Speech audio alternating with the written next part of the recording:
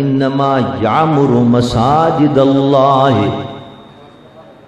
من آمن باللہ والیوم الآخر. مسجد کی تعمیر، اس کے اندر ظاہری تعمیر بھی آ گئی اور اس کا آباد کرنا وہ بھی آ گیا. ظاہری آبادی بھی آ گئی، باطنی آبادی بھی، روحانی آبادی بھی آ گئی کہ یہاں انسان آئے، نماز پڑھے، تلاوت قرآن سے آباد کرے. اور یامروں کے اندر یہ بھی آ گیا کہ اس کی تعمیر کرے، اس کو بنائے. اللہ فرماتا ہے کون ہیں وہ لوگ جو تعمیر کرتے ہیں مسجد کی اور مسجد کو آباد کرتے ہیں؟ من آمن باللہ والیوم الآخر، وہ لوگ ہیں جو اللہ پر ایمان رکھتے ہیں اور آخرت پر ایمان رکھتے ہیں. لیکن علماء فرماتے ہیں کہ جب قرآن میں اللہ نے کہہ دیا کہ جو میرے گھر کی تعمیر کرتا ہے وہ ہے کہ جو ایمان لانے والا ہے مجھ پر اور آخرت پر ایمان لانے والا ہے، تو پتہ چل گیا کہ مسجد کی تعمیر کرنے والے کے لیے رب کی طرف سے گارنٹی مل گئی ہے کہ اس کا خاتمہ ایمان پر ہوگا. اس کو فکر کرنے کی ضرورت نہیں ہے. اللہ نے فرما دیا من آمن باللہ والیوم الآخر، میری گھر کی تعمیر ہی وہ کرے گا جو مومن ہوگا اور مجھ پر ایمان لانے والا ہوگا اور آخرت پر ایمان لانے والا ہوگا. لہذا جس نے مسجد تعمیر کر لی وہ بے خوف ہو جائے کہ اس کا خاتمہ انشاءاللہ ایمان پر ہوگا. اور ایک حضرت امام ربانی مجدد الفسانی رضی اللہ تعالیٰ عنہ فرماتے ہیں میرے والد کہا کرتے تھے کہ ایمان پر خاتمہ اگر چاہتے ہو تو اہل بیت اطہار کی محبت دل میں پیدا کرو. فرماتے ہیں گارنٹی ہے جس کے دل میں اہل بیت اطہار کی محبت ہوگی اس کا خاتمہ ایمان پر ہوگا، صحیح سالم ایمان لے کر جائے گا. فرماتے ہیں کہ جب میرے والد کے وصال کے وقت خواجہ عبدالحد نام تھا، فرماتے ہیں جب ان کا وقت وصال کا آیا تو میں نے پوچھا اپنے والد سے، امام ربانی پوچھ رہے جو نقشبندیوں کے امام ہیں، حضور کیا کیفیت ہے اس وقت آپ کی؟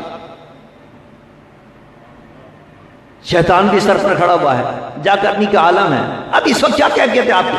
فرمایا الحمدللہ میرا سینہ اہل بیت اطہار کی محبت سے روشن منور ہے، جس میں کوئی مجھے بہکا نہیں سکتا. انشاءاللہ میں اس کے صدقے میں اپنا ساری ایمان لے کے جا رہا ہوں اللہ کی بارگاہ کا.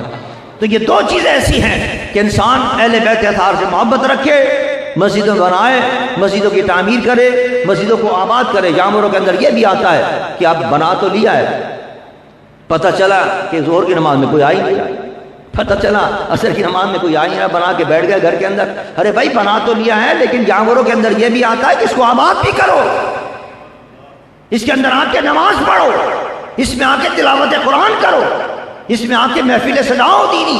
یہ قرآن یہ مسجد کو آباد کرنا ہے، یہ سب یامروں کے اندر آتا ہے. تو مجھے یقین ہے نماز پڑھنے کے لیے اپنے بچوں کو بھی لائیں نماز پڑھانے کے لیے، کیونکہ میرے آقا نے فرمایا کہ اگر بچہ 7 سال کا ہو جائے تو اسے ڈانٹ کر نماز پڑھو اور 10 سال کا ہو تو اسے مار کر نماز پڑھو.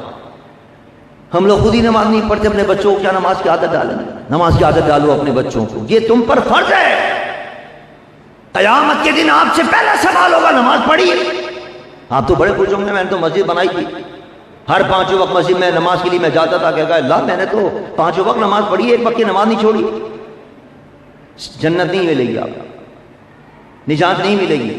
دوسرا سوال ہوگا اپنے بچوں کو نماز کا عادی بنایا تھا، ان کو نماز کا حکم دیا، اس کو نماز کے لیے لے کے گئے؟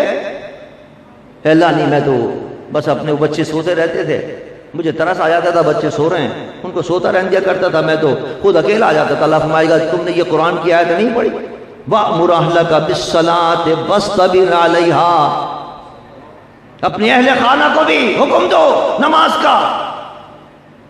تم نے دیا نماز کا حکم؟ اللہ نہیں دے سکا میں.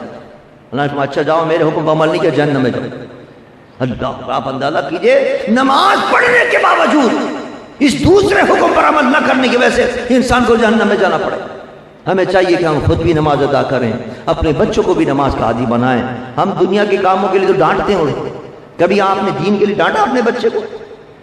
کبھی دین کے لیے اس کو تنبیہ کی کہ کیوں نہیں گیا نماز کے لیے؟ تو اپنے کسی کام سے بھیجا وہ نہیں گیا، ڈانٹے گئے کیوں نہیں گئے میرے کام کے لیے.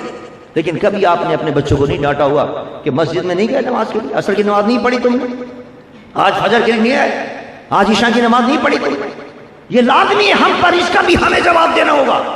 اس کو تو علیحدہ عذاب ہوگا جو نماز نہیں پڑھ رہا، لیکن جس نے نماز کی عادت نہیں ڈالی، جس نے نماز کا حکم نہیں دیا، اس کو بھی عذاب ہوگا.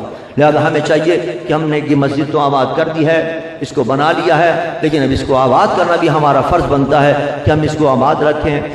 یہاں نماز کی پابندی سے آیا کریں، نماز بھی ادا کیا کریں، تلاوت قرآن سے بھی اس کو آباد کریں، درود شریف بھی یہاں پڑھا کریں، درود شریف کی محفل سجا لیا کریں. آپ مزید ویڈیو دیکھنے کے لیے ہمارے چینل کو ابھی سبسکرائب کریں